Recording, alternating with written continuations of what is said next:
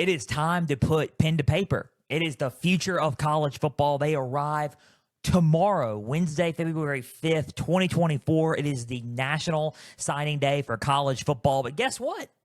It's Tuesday. It's not Wednesday. It is Tuesday, February 4th in the year of our Lord 2025. February 5th will be tomorrow. Guys, it is time for National Signing Day. The future and the stars of college football are going to align tomorrow. People are going to put pen to paper for their scholarship and their financial aid scholarship signings, and they will commit to a school to be a star player for that school. Who is going where? We're going to discuss the latest on who's going to be signed and who is expected to sign tomorrow. The latest there. We're going to go over early signing day and talk about who signed with who in early signing day. We're going to discuss the latest recruits who are supposed to sign, early signing day recruits. We're also going to discuss the schools who probably need this the most and who needs a big day tomorrow ahead of a wild 2025 season coming up in the future for their program as well. Guys, welcome to Pigskin Frenzy on this beautiful Tuesday afternoon. Thank you for joining us. I'm Joel Norris, and whether you're watching on YouTube, listening on Spotify, listening on Podbean, or listening on Apple, a big thank you for taking some time out of this great Tuesday afternoon to just listen and sit and watch and listen to some college football coverage presented by me. Now, after watching on YouTube, subscribe to the channel, like each episode, leave comments down below. Spotify, Podbean, and Apple, all you got to do is just share around with others and follow on there as well. X, Instagram, and Facebook. Not Facebook. Just type in Pigskin Frenzy, at Pigskin_Frenzy. Follow a lot of the pages there. You're going to get episode updates. You're going to get news and highlights from across college and NFL football. You're going to get trivia questions on Instagram stories, going to answer today's college football question, as well as all things up to date for Pigskin Frenzy. Guys, the website, www.pigskinfrenzy.weebly.com. There you will find all things up to date for Pigskin Frenzy. Home and About Me page. Learn more about me as your podcast host. There's a contact info down there. Name, email, question. I'll answer it on air or off air if need be. There's a platforms page, affiliations page, store page. More on the affiliations and stores coming soon. There's also the platforms page where you can click on which one's your favorite listening style to the show. All that and more on the website as we continue to regularly update it for Pigskin Frenzy. Guys, college football day today. We're ready to rock and roll. Recruiting is a huge part of the sport because sure, you added the transfer portal in there, and we added some more things to college football, but guess what? Recruiting is a huge part of it still. High school recruiting and incoming freshmen coming in is still a big thing that we need to watch out for because it is the stars of college football, and it is the stars of how they get to be a part of college and NFL and in the eventual future. A lot of the NFL stars who are in the NFL now were these high school kids. They were doing the same thing that these high school kids are doing now, which is putting pen to paper and going to the school of their choice and where they fit, where they feel that it would fit their athletic careers the most, right? So recruiting is essential. It's really the biggest thing of college football. It really is because it helps shape everything and the stars coming together for college football in the future. Jeremiah Smith, guys like him had a huge impact in their freshman year. And now, as a sophomore, becoming probably the best returning receiver in the sport of college football, especially in the Big Ten Conference. So if you look at that and you look at guys like that, freshmen are looking now and they're thinking, okay, I can do what he did in my first year in college. So it's a big thing. It's a huge thing. We're going to discuss the top 10 classes right now. We're going to discuss early signing day and who's signed already on early signing day, which was back in December. Then we're going to discuss the latest signees and who is expected to sign where and my thoughts on who I think is going to sign where. We're also going to talk about which programs need this the most. It's not going to be too long of an episode. It's going to be a 30-minute type episode. Next Tuesday, we're going to go over National Signing Day results. We're going to talk about who signed with who from tomorrow and who is going where and other schools that could have benefited from National Signing Day as well. That's next Tuesday's episode. So this one is kind of a preview and breakdown of National Signing Day. Next Tuesday is kind of a result and recap show of National Signing Day. So 2 back-to-back weeks of recruiting episodes coming up here on Pigskin Frenzy. And we're going to discuss everything there. So if you want to look at the current class right now, who is in the top 10, Joel, you might ask? We're going to talk about that right now. Number 1 is Texas. Texas is blowing everybody away in the composite rankings right now. Composite rank is number 1 with 309 composite points there. Their recruiting class is loaded, and they're trying to build around Arch Manning, and the future is with him. So they're trying to build around him defensively and offensively, and they're trying to be a powerhouse for years to come, especially in the Southeastern Conference. So Texas, number 1, is honestly right now not surprising, especially by the way they're recruiting and the way they're putting out their NIL packages as well. You got Georgia at number 2. Georgia obviously is no shame there.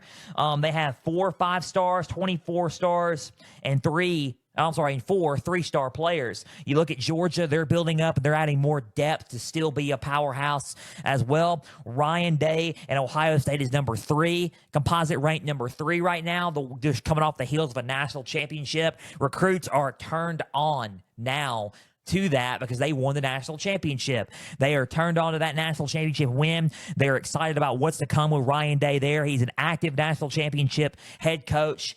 And they are building something there. Despite the staff being changed with Chip Kelly, going back to the pros, you got Jim Knowles going to Penn State.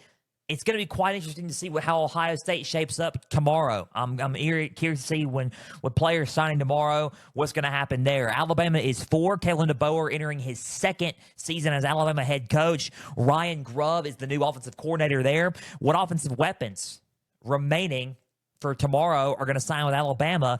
Can Alabama make a jump into that top 3? We'll have to find out tomorrow. Oregon at 5. Dan Lanning putting up another top 5 recruiting class since being at Oregon. It's looking like right now that he may finish at 5, but Auburn at number 6 is the surprise right here. Hugh Freeze is right on the doorstep, knocking at Oregon's door to enter that top 5. There's a lot of interesting prospects going to Auburn, like Deuce Knight, their 5-star quarterback that just committed from Lucindale, Mississippi. He is a positive and could be the future of that Auburn program, and Auburn is looking like they're knocking at the door right now to enter the top 5. Let's see what happens there. Number 7 is Florida, and number 7 was LSU, but they jumped, and we're going to have to figure out and talk about that here in a little bit.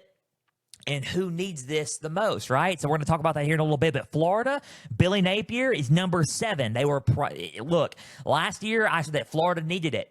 And do they need it kind of this year? Yeah, but there's a little bit of an edge this year. Surprisingly, Florida has kind of upped its game, not just in the portal, but they've upped their game in recruiting, and now they're a top 10 team for building around DJ Lagway heading into this season. Number 7 in recruiting. They're a top 10 team in recruiting right now, and Florida's doing an excellent job, and they are the highest ranked team in the state of Florida right now. That recruiting state is a battleground state. Florida is a huge battleground state in recruiting, and Florida is in the lead of that.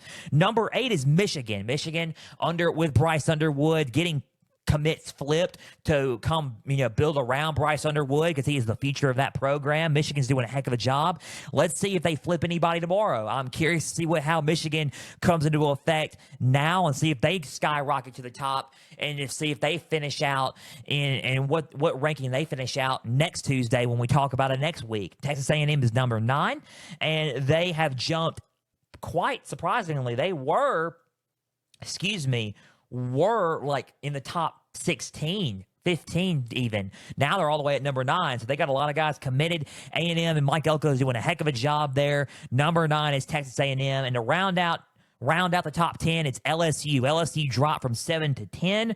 That was their previous rank, and LSU is a team that we're going to talk about here in a little bit because they might need this to finish out strong. They're number 10 in high school recruiting. Let's see how Brian Kelly and company does tomorrow. And as for the rest, we're going to talk about the surprising schools also that are doing well in recruiting and have done well so far. We're going to talk about that here in a little bit before we conclude the episode. But that's the top 10 as it stands now. That it all change. It all changes right now. It all changes. And this is per 24/7 Sports. All credit goes to them for these rankings and composite rankings. But this all bends into shape there. right? It all goes there, right? And it all ties into next Tuesday. So it can all change. Next Tuesday's rankings, and will be a for sure set who finishes with the top classes in the class of 2025. Guys, keep plugging along on Pigskin Frenzy. If you like recruiting, and how fun it is, because it is fun, it's a huge fun part of the offseason, keep plugging into Pigskin Frenzy. We will have talk and up-to-dates on everything, especially as we gear up for, next Tuesday's recap show of recruiting, and we gear up for that as well. So we are excited to do these next 2 weeks of college football episodes on recruiting. So keep plugging in on all platforms, X, Instagram, at Pigskin_Frenzy, as well as all platforms on Podbean, Amazon, Apple, Spotify, and YouTube. Guys, let's talk about some of the top players that have signed already, and it was with early signing day, because early signing day, it was just February to start off. And then, around a few years back, they've added early signing day, and now it has been a thing ever since in early December. Early December signing day, the early signing period, a lot of guys sign early, and they're now starting to practice in the spring. A lot of the other guys are now there's still some guys left who choose to sign in February. So February just kind of rounds it out. There's 2 recruiting periods before bowl games and before championship. Now there's postseason and after championships and bowl games. And now we are going to round out the class of 2025 tomorrow. So let's talk about so far who has signed where and the rankings there. And the top 2025 rankings there and top recruits. Bryce Underwood, number 1, obviously the top quarterback in the class, and the top player right now. Bryce Underwood, originally committed to LSU, has committed to Michigan. That's going to help bolster Michigan a lot in a lot of ways. Sharon Moore doing a heck of a job, offering a lot of NIL packages for him to stay home in the state of Michigan. Keep an eye out for number 2, Keelan Russell. Keelan Russell, the number 2 overall player there, committed to Alabama and Kalen DeBoer. He is the future of that program. He's a star-studded player. He's got a lot of dynamic and dual threat tendencies, so you got to watch out for him as well. Elijah Griffin, number 3 overall, committed to Georgia, the defensive lineman out of Savannah, Georgia, 5-star player. Elijah Griffin is a huge player. He is 6'5", 300 pounds. He's got a tremendous pass rush ability, and he's very physical up front on defense. He's going to be a future NFL talent, is what a lot of people are saying. They're comparing him to a lot of guys, and he's got a Chris Jones-like ability up front on defense. So keep an eye out for Elijah Griffin. Tavian St. Clair is number 4 for Ohio State, the future at the quarterback position for the Buckeyes. Ryan Day is really high on him. Whoever is in command of him on offense could do a heck of a job, using him, right? So we'll see what happens there. Speaking of Ohio State, Devin Sanchez, cornerback or defensive back, committed to Ohio State, 6'2", 180 pounds. He's got a huge lockdown ability, and he is good for the Buckeyes there. He is going to bring a lot of lockdown tendencies to the secondary of the Buckeyes. You got guys like Jonah Williams at safety. He is committed to Texas. He's the number 6 composite player there. Amari Adams, defensive lineman. He is the second best defensive lineman right now.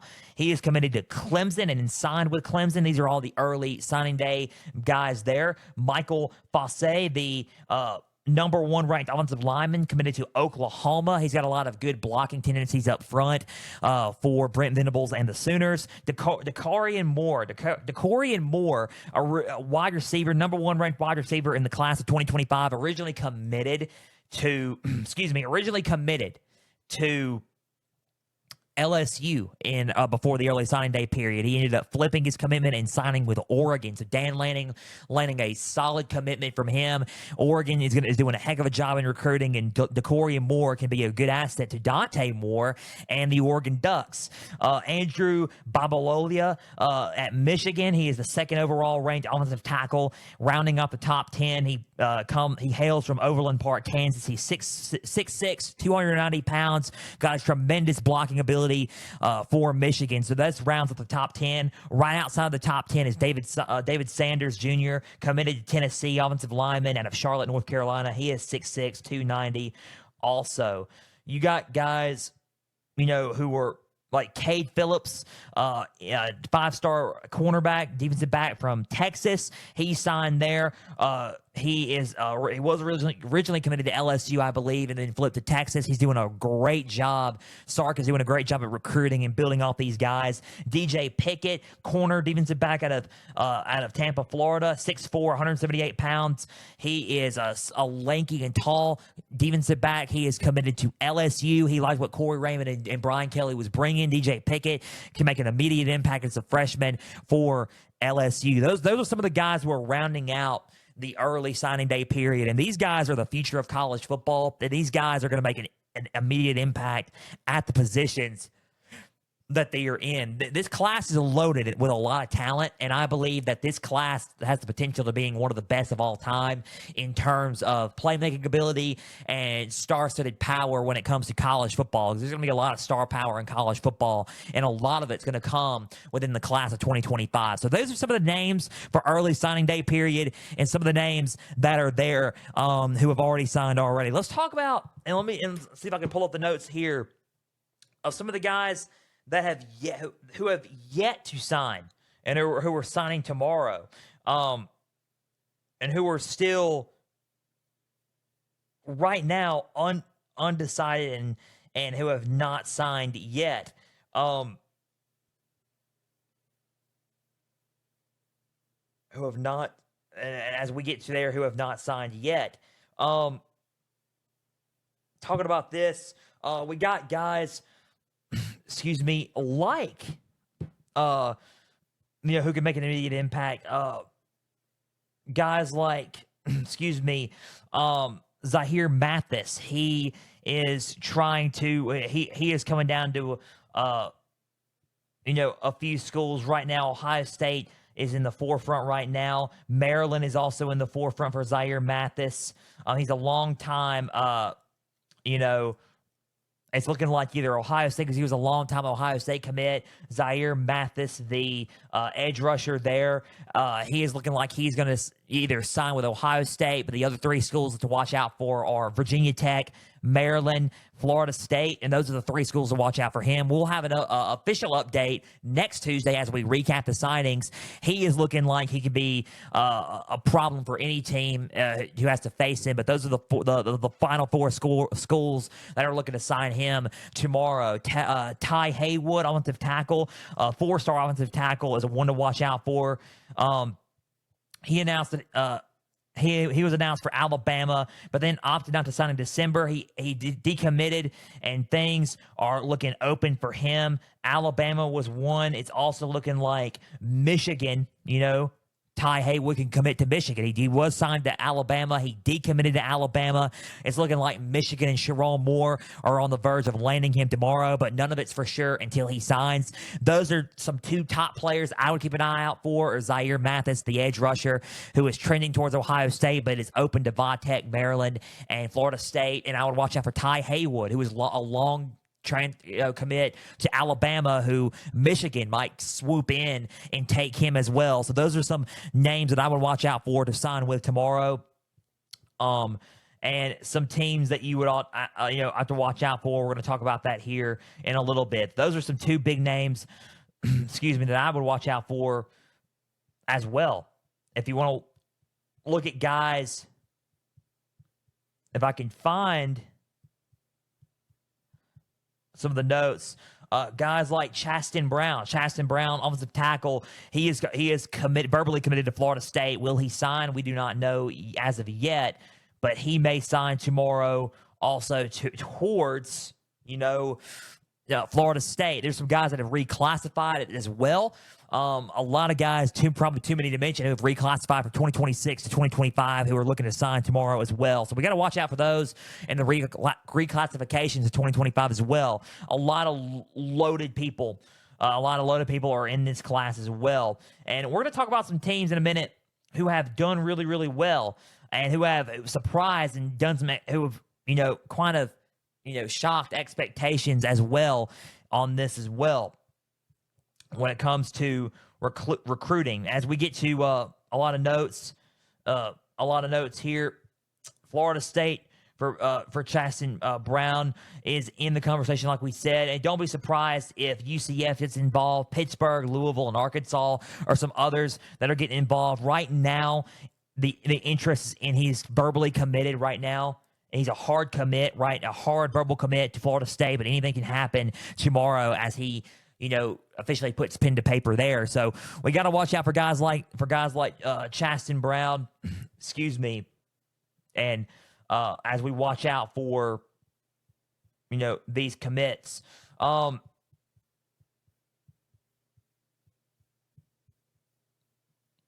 As we look up here, the top recruits to watch: Haywood, Chasten Brown, Zaire Mathis, to name a few. Those are mainly the top unsigned recruits there. Other than that, a lot of the players have been signed, and early signing day has, kind of swooped that ability. If you want to look at what's better, is it better to wait or is it better to go with an early on signing day period? A lot of people are talking about we should just stick to February. I don't have an opinion on that as of now, but right now, a lot of people are saying let's stick to just February and cut the early signing day period and have all these guys sign in February and give everybody a fair leverage to recruit. So, I'm here, near, or there at that, but all I'm saying is that a lot of guys have already signed and they're ready to go for their respective guys. There's a lot of guys who haven't committed yet, but we're going to watch out for those, and we'll give you a full recap of everything next Tuesday on that for Pigskin Frenzy. So those are the players, the top guys who signed for early signing period. Those are the top 10. Those are the things we just went over. Let's talk about some before we conclude today's episode of Pigskin Frenzy. Two things before we conclude today's episode of Pigskin Frenzy here for a recruiting special. It's not going to be a long episode. Neither is next week's, but they're two effective episodes of the show.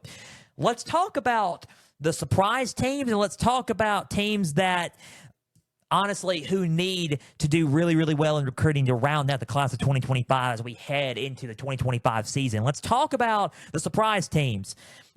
And as we look into those teams, and look into those rankings. So,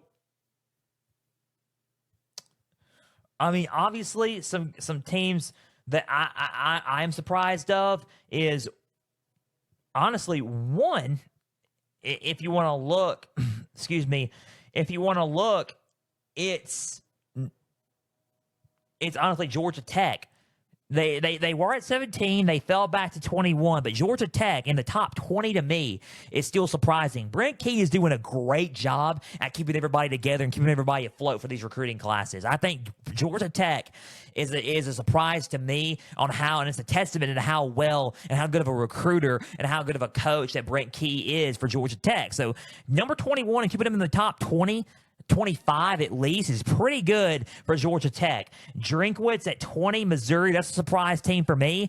I thought they were going to be a little bit higher than they are, but there's still time. There's still until tomorrow, right? So we'll see what happens there. We'll see how well they finish, but 20 is Missouri. How about, to me, Mississippi State is in the top 30. Mississippi State. Jeff Levy and Mississippi State doing some work in Starkville. They were 22 the other day. They fell to 27, but they're still in the top 30. Let's see how well they finish tomorrow, but that is a surprise to me, and a testament that Jeff Levy is trying to still build some more depth with recruiting and using high school recruiting as a good leverage to build some more depth around his team and to build that program up. And top 30 to me for Mississippi State is not bad. They didn't have a good year last year, but they're having a way better year than expected, especially in the transfer portal. They're doing an amazing job in the transfer portal. We may have a transfer portal update in episode in the near, and probably coming up in the next few weeks as well during the off season. So we're going to talk about transfer portal maybe here within the next few weeks. But we're going to talk about that. Mississippi State's one.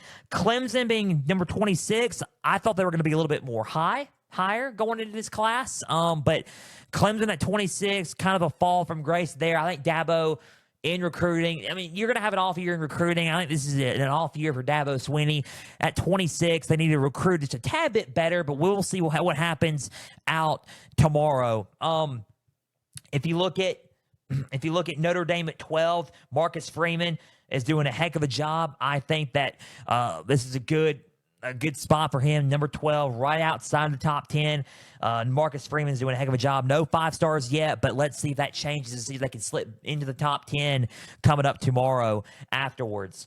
If you want to look at USC is one as well. They're at 14, right outside the top, right outside the into the top 15, sort of away from the top 10 at 14. Let's see how well they do tomorrow as well. So, one more surprise team, if you want to look at it, they were, excuse me, and it was kind of a little bit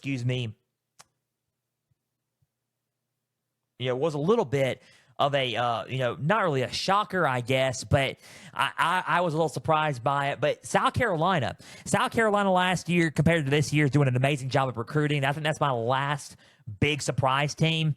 I think it's my last big surprise team in terms of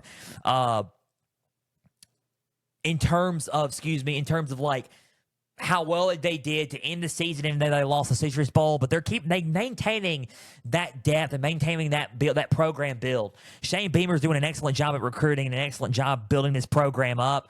And at 18, in the top 20, in the top 25 nonetheless, they're doing an amazing job at recruiting and bringing guys there. That's a surprise aspect of it. 18, it's not a top 10 recruiting class, but it's a top 20 recruiting class if they can finish that way tomorrow. So that's a really, really good testament to where Shane Beamer in South Carolina is at. Let's see if they can raise the bar each and every year. But South Carolina is my last surprise team to look out for. I think the surprisers there for me on how well they are doing is Mississippi State and South Carolina. Watch out for them in recruiting tomorrow, and let's see how well they do tomorrow as well. Those are the two teams to watch out for me at least. So South Carolina and Mississippi State doing really, really good and building their programs up for the near future.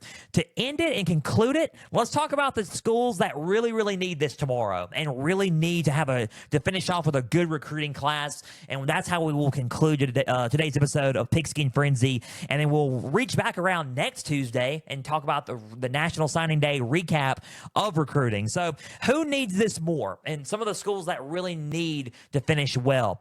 I think USC is a school that needs to finish well. And I mean that. I think Lincoln Riley needs to finish strong tomorrow to re-centify a lot of belief in him as USC's head coach. I think they need this, and they may not need a top 5 recruiting class, sure, but I think they need to finish within the top 15. I think it needs to be a testament of he's a good recruiter, and it needs to show that, hey, players still are buying into him and what he can do at USC, especially in that move into the Big Ten. So I think that it's a really strong indicator that they need to finish with a top 15 class at least, and they need to finish strong ahead of the 2025 season. I think USC needs it. I think North Carolina is a school that needs it as well. I think they need to prove. I think Bill Belichick needs to come in and prove. And I'm not saying get a big. I mean, if you want to look at where they are now, they're 47th right now nationally. But I'm not going to sit there and say they need a, top 5 recruiting class right off the bat. That'd be quite impressive for a new head coach, especially a coach like Bill Belichick, new to college football. But I'm saying they need to finish strong in terms of at least in the top 35. I think they need to jump up quite a bit tomorrow, and they need an uptick. It's their first year, so it's not a major shift, right? But they need to finish strong in terms of, hey, we're not playing around. We're bringing some guys to North Carolina to prove something. So I think North Carolina needs to finish strong. I think that LSU needs it. I think the dip from 7 to 10, even though it's a 3-spot dip, is worrying me because they're almost out of the top 10 in recruiting. They usually do really, really well in recruiting. I think 10 is the lowest they've been in quite some time in terms of recruiting. Maybe not. It's not been the lowest, I would say. I may be exaggerating there, but maybe in the past few years it's been the lowest. They've had good recruiting classes in the past since Brian Kelly has been there. 10th is his lowest, and I think that they need to finish strong, especially with the portal additions they've had. Top 10 recruiting class is good, but I think they have something to prove tomorrow and in the season coming up.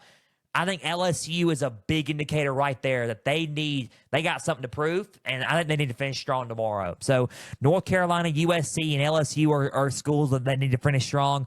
Florida is obviously another. Even though they are 7th, they are doing really, really good, especially a lot better than last year because they were promised a top 5 last year, but this year they're right kind of outside the top 5, which is pretty good. They're trying to build around DJ Lagway and that offense, that whole Gator team.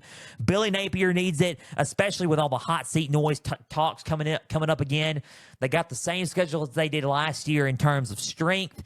They need a solid recruiting class to believe in the future of this program under Billy Napier. And I think they need a really, really strong foundation. I think it starts with finishing at 7 or 6. I really do. I think they need to finish strong in the recruiting, and I think they got something to prove. Florida is a really, really big one. I think they need to finish strong here as well. I think if you want to add one more to it, who needs to finish strong and who needs it probably more than most, and I keep saying the word more than most on a lot, and I think who needs a lot of it more than most here in recruiting is Brent Venables in Oklahoma. They are right now number 17 in the composite rankings of recruiting. Lastly, number 20, they moved up. They have 1 5-star, 1 5-star, 11 4-stars, and 6 3-stars. They are getting talent and they are building talent, but they need more. They need Brent Venables has announced that he is calling plays for the defense. He's going to be the defensive coordinator as well for this team, which could be a heck of a job because he's a phenomenal defensive coordinator. He is trying to build that program up and bring it back to prominence, especially in a tough conference like the SEC. Oklahoma has kind of been dealt a blow in the portal. And not only that, and when it comes to recruiting as well, they need to sign guys. They need to uptick their class a little bit. They need to set a firm foundation that they believe in Brent Venables and that Brent Venables is the future of that program still. He's entering his 3rd or 4th year there. He needs a firm foundation and a strong class and a strong finish to this class going into the 2025 season. I think Oklahoma needs it quite a little bit more than most. I think he needs it more than most. I think he needs a better sense than the others. I think LSU, you can think about it, you talk about LSU, and I talked about LSU just a minute ago. LSU is one that has something to prove in terms of, okay, they are building with the portal and recruiting for the future will be good because they want to win. I think for the sake of Brent Venables to save his job at Oklahoma, and because he most likely will be on the hot seat going into this season, he needs a strong recruiting class and a strong future built plan with this class and needs to finish strong in terms of that. I think Oklahoma needs it more than most, and I really do believe that. So those are my takes, and those are my teams that I think need to finish strong tomorrow to end the class of 2025 recruiting heading into the 2025 season, and before we all start with recruiting for 2026. So those are my teams, and when you look at recruiting, just to conclude it all, when you look at it, you're thinking recruiting. Well, why do they need to finish strong? Why do they need to finish strong? Because recruiting goes into the future of your program, and it tells you how well players buy into you. That's number one, and it tells you also where the trend of the future of your program is going. Recruiting is important. Recruiting in battleground states is important. Conference leverage is important. Where the NIL package is, the money and all the deals there, that's all important. Winning is also important. That's why I think Oklahoma needs it more, because when you think of things like that, it's the future, and it's what makes jobs, it's what keeps jobs, it's what loses your jobs if you do not finish strong, and it blends into your season. Because Brent Venables will be the head coach regardless if he finishes within the top 30 of recruiting, right? He'll be the head coach at Oklahoma, standing on the sidelines opening season in the 2025 season, right? He will be, but it blends into the 2025 season. You got to get wins on top of that. You set the foundation with the recruiting, and it shows that, hey, these players are buying into Brent Venables. He must be a solid coach, right? And then It sets the foundation for that for the future, and then it translates into wins going into 2025 and beyond. That's what these schools need. That's what schools like Oklahoma needs, because it bends and breaks. It either bends or breaks your program, and your program can, end up either going up or going down because of recruiting. You need players, and you need to build the foundation of your program, and it's going to show you as a head coach where you're at and if they have belief in you or not. And I think that is the bottom line of recruiting, and I think that is why it's so important to get good recruiting classes and finish strong in recruiting, right? It builds the foundation, and it's going to make or break you when it comes to seasons and beyond. So it puts you in position to win, and I think that's what the most important part of recruiting is right now. That was my recruiting takes and the preview and the breakdown of National Signing Day for tomorrow. That just about does it for Pigskin Frenzy. Guys, a big thank you for taking some time out of your Tuesday to just sit back, watch, and listen to some college football coverage presented by me. Now, if you're watching on YouTube, subscribe to the channel, like each episode, leave comments down below. Spotify, Podbean, and Apple, all you got to do is just share around with others and follow on there as well. X and Instagram at Pigskin_Frenzy. Follow up the pages there. You're going to get episode updates. You're going to get news and highlights from across college and NFL football. You're going to get trivia questions on Instagram stories. Go and answer today's college football question as well as all things up to date for Pigskin Frenzy. Guys, big thank you for taking some time out of your Tuesday. The website's www.pigskinfrenzy.weebly.com for all things Pigskin Frenzy. Guys, big thank you there. We will be back Thursday. We're going to recap the seasons for the Eagles. We're going to recap the season for the Chiefs. Some news out of the NFL and the coaching changes out of the NFL. We're going to discuss that first right off the bat. We're going to recap the season for the Eagles and the Chiefs, how they got to where they're at, and we're going to preview and predict Super Bowl 59 between the Eagles and Chiefs coming up Thursday. Until Thursday's NFL Super Bowl edition of Pigskin Frenzy, I'm Joel Norris signing off. We will see you Thursday. We will be back Tuesday as well for a National Signing Day recap of tomorrow's National Signing Day for college. So we'll see you Thursday. We'll see you next Tuesday as well. As always, stay the course. God bless. We're praying for you all. We love you all. The Lord is with you. We wouldn't be doing this show without Jesus. So if you have anything that we need to pray for you about, we will pray for you. We love you all. We are also with the people of Philadelphia, and we are with the people of Washington, D.C. Tough breaks there and tough crashes that happen there. We're with the families and victims of those devastating crashes. We're with them. We're praying for them. And this episode is dedicated to them. As always, stay the course.